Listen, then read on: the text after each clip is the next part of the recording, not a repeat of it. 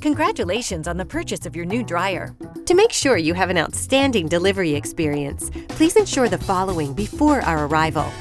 You should walk the path you suspect we will need to take. Ensure every doorway and aisle is wide enough and clear of any debris or obstacles. For electric dryers, you must have a 3 or 4-prong 210-volt outlet within 4 feet of the installation area. Make sure you have purchased a new electric cord and SuperFlex dryer duct. We are unable to use existing connection parts for new dryer installations. For gas model dryers, your gas shutoff valve must have a metal connection on top of rigid black pipe and be positioned directly behind the appliance. We cannot connect to copper gas lines. Propane conversions are available for an additional fee and must be noted prior to the day of delivery.